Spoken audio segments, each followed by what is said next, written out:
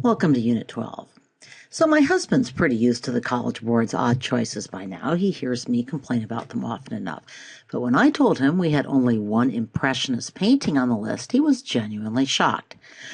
"But those are the paintings people flock to museums to see," he sputtered. "They keep the museums open." Well, okay, I agree with him, no surprise. But I also worry that for just this reason, it's actually harder for us to look at Impressionist paintings with the eye of art historians. We know them too well, and for us they have lost all power to shock.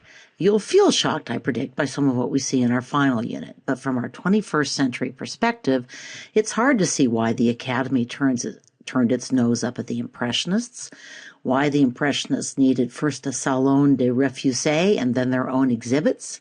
The term Impressionist takes its name from this painting by Claude Monet. It was intended as an insult, not as a compliment, but the school of painters loosely associated with the term embraced the name and gave it to the exhibitions they held for their salon-rejected paintings. In this painting, which is not a required work by Monet, we still see the most characteristic features of Monet's paintings: the preoccupation with capturing a precise moment of space and time, its peculiar light, and the colors that this light produces.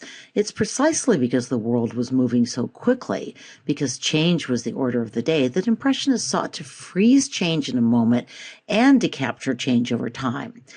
Well, alas, we are going to have to move all too quickly through the Impressionists, but let's see a little more Monet in this introductory clip from our friend Sister Wendy. Promise, we'll get to our required work and our first presentation in just a minute. But I don't think there's any better example of the Impressionist fascination with the transient effects of light and atmospheric change than Monet's Rouen Cathedral series. Monet painted more than 30 views of Rouen Cathedral at different times of day, in different light, and in different weather.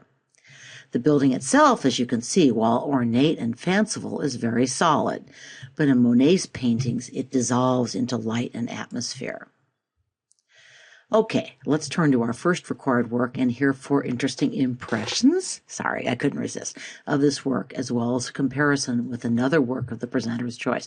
By the way, this is how I intend to proceed, have the presentations interspersed from within the podcasts.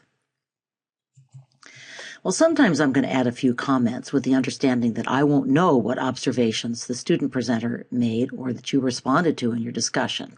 For this work, I'm just going to flash a couple more paintings in this series. Again, more studies on light and atmospheric change.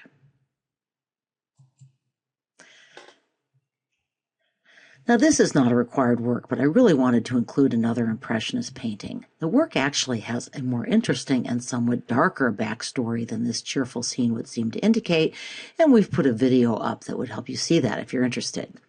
And maybe you'll hear some of these details from our presenter in a minute. But before we go on to that presentation, I want to talk a little bit about painting technique, which is going to be an increasingly important theme in this unit.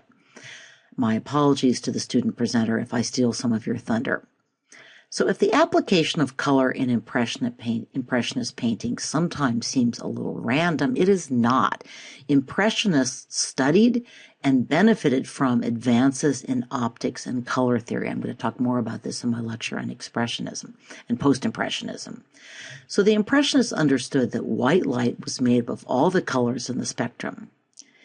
While the Impressionist artists abandoned the old idea that the shadow of an object was made up from the color of the object with some brown or black added, instead they enlivened their canvases with a new idea. The shadow of any color could be mixed from pure hues and broken up with its opposite color on the color wheel. So, for example, the shadow on a yellow surface could have some strokes of purple painted into it to increase its vitality. So let's watch a short video clip that gives some excellent close-ups of this particular work, and then we'll hear from our next presenter. Well, art was still mostly a man's world in late 19th century Europe and America, but 2 notable female Impressionist painters captured especially the intimacy of family life and the relations between mother and child in beautiful and evocative paintings. This is the artist who didn't make the list. Sister Wendy talks about her in her work in her segment on Impressionism if you want to know more. But this is the artist that did make the cut, though not this particular painting. So note, by the way, how this painting captures a variety of patterns in the cloth. The oil painters of the Northern Renaissance were fascinated by what about fabric? With its texture and its sheen in the light. Late 19th and early 20th century painters were, of course, interested in light, but they were also fascinated by patterns. We'll see this again when we come to Matisse and to Klimt. Mary Cassatt was one of the artists from this period who was deeply influenced by Japanese woodblock prints, a favorite College Board topic.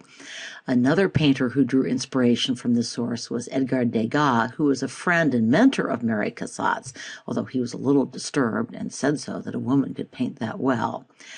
Degas has also dropped off the list. Note, by the way, that both Mary Cassatt and Edgar Degas use line more sharply. And again, we see that Japanese influence. Another Japanese influence is flatter color spaces. Oh, just one more Degas before we get back to the list. Degas is most famous for his paintings and sculptures of dancers. Notice that while his paintings rely more heavily on line than Monet's, he still captures dappled light with loose brush strokes. The composition of this painting likewise draws us into the scene. It's a very open composition. The figures are actually cut off on each side.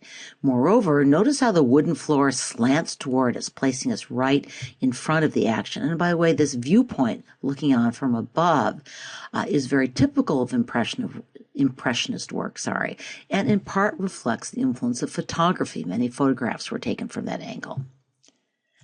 Okay, here's one of those summary slides that I borrow and edit. So I'm not going to read it because I want to get to our final Impressionist presentation, but you may want to pause to take a few notes. Our next required work and our last Impressionist work.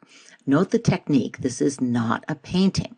Mary Cassatt was, as you read, committed to creating art that ordinary people could enjoy and afford, hence the print technique. Do you remember what artists we've studied used the same combination?